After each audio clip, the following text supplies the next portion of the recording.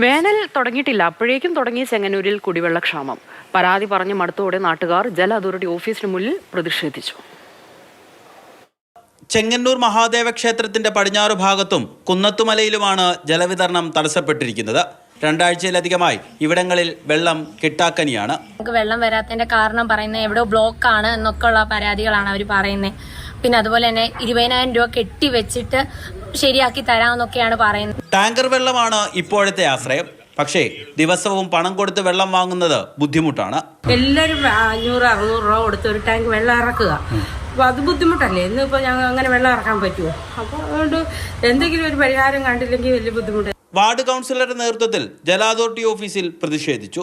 ഈ പ്രദേശത്ത് 13 വീടുകൾ കിണറില്ലാത്ത വീടുകളാണ്. പൈപ്പ് വെള്ളത്തെ മാത്രം ആശ്രയിച്ച് ജീവിക്കുന്നവരാണ് ഞങ്ങൾ.